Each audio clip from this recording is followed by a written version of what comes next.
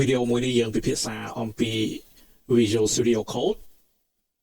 តើវាមានប្រយោជន៍អ្វីហើយនឹងយើងនឹងទាញវាបញ្ចូលវា set up វាដើម្បីប្រើការសម្រាប់ក្រុមយើងដូច្នេះអ្នកទាំងអស់គ្នាអាចទៅ website របស់ Microsoft ហ្នឹងទៅដោយវាយអាសយដ្ឋានដូចនៅលើកញ្ចក់នេះពិនិត្យអក្សរឲ្យត្រឹមត្រូវកុំដកឃ្លាដកអីទៅសេវាជាប់គ្នាអញ្ចឹងមានចុចពងអីអញ្ចឹងទៅសេវានៅកន្លែងហ្នឹងរួចហើយចុច enter ដល់ពេលចុច enter ហើយវានាំយើងមកកញ្ចក់ដូចអ្នកទាំងអស់គ្នាឃើញនៅលើកញ្ចក់នេះដល់ពេលវាមកដល់ត្រឹមនេះហើយយើងនឹងចុចអានេះដើម្បីទាញVisual Studio Code នេះណាអាហ្នឹងមានប្រយោជន៍អីទៅប្រយោជន៍សំខាន់ធំរបស់វាគឺវាទូចអ្នកទាំងអស់គ្នាគិតវាដូចអា Notepad ដែលយើងប្រើណាឬក៏អា Notepad បូកហើយវាអាចប្រើការបានសម្រាប់ C# C++, Java, JavaScript ហើយយើងអាចប្រើសម្រាប់ HTML យើងអាចប្រើសម្រាប់ SQL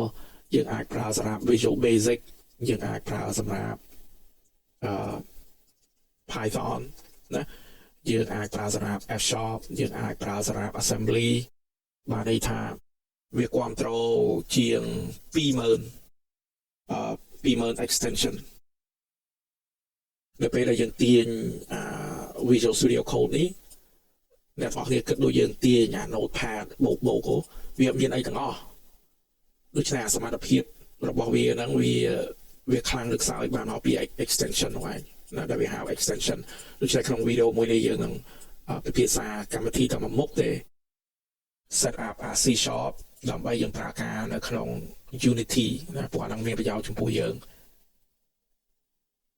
ហើយដើម្បីយើងធ្វើកិច្ចការនេះនៅពេលអ្នកទាំងអស់គ្នាទៅដល់ទំព័រហ្នឹងហើយចុចមួយនេះទៅណាដែលវាដាក់ថា docs ហ្នឹងចុចអាហ្នឹងទៅ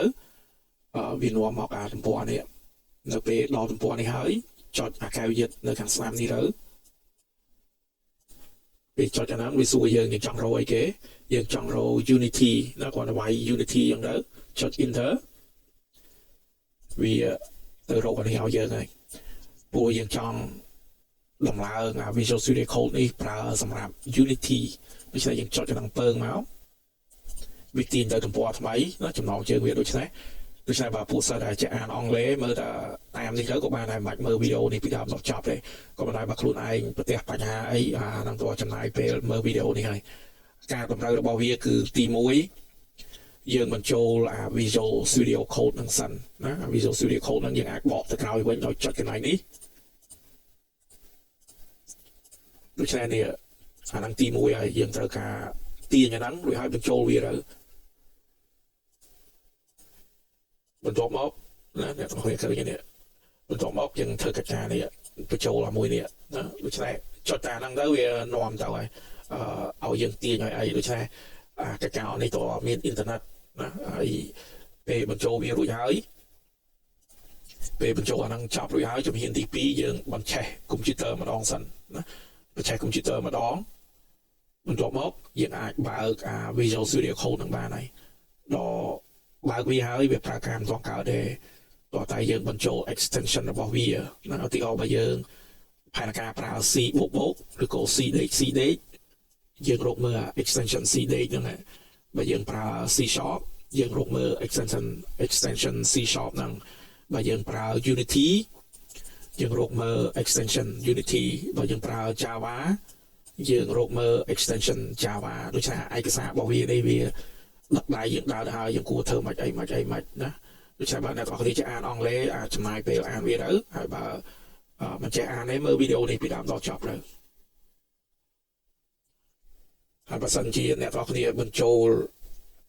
Unity លើកដំបូងណាថ្មីចាស់កុំព្យូទ័រថ្មីចាស់ដែលបញ្ចូលវាលើកដំបូងហើយនឹងបញ្ចូល Visual Studio Code លើកដំបូងកុំភ្លេចបញ្ចូលអានេះផងណាពេលយើងចុចអាហ្នឹងទៅវាទាញយើងទៅទំព័រថ្មីហើយដល់ពេលវាទំព័រថ្មីដូចនេះរុញវាទៅក្រោមបន្តិចវាមានអាស័យពណ៌ក្រហមនេះយើងចុចអាហ្នឹងទៅណាវានាំយើងទៅទំព័រថ្មីមួយទៀតដូច្នេះវាមានកញ្ចប់2កញ្ចប់2ហ្នឹងចុចអាហ្នឹងឬហើយវាផ្ដល់ឱកាសឲ្យយើងទាញណាវានៅខាងក្រោមនេះដូច្នេះទាញអា2ហ្នឹងបញ្ចូលវាទៅហើយបញ្ចូលរួចហើយ អាហ្នឹងពីរនេះនៅពេលដែលយើងប្រើVisual Studio Code នេះដើម្បីយើងវាយមកអក្សរពីរអក្សរវាចេញស្អីជួយយើងណាដូច្នេះហ្នឹងវាហ្នឹងឯងដូចយើងវាយ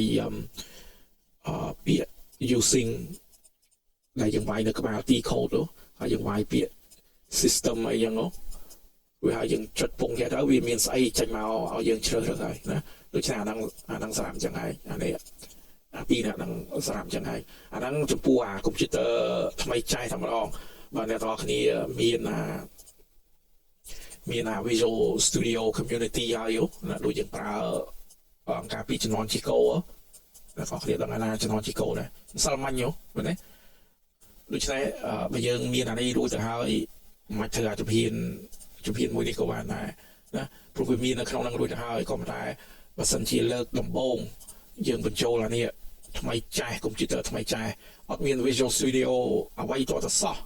អាហ្នឹងតើធ្វើជំហានអស់ហ្នឹងដើម្បីវាដើរត្រឹមត្រូវ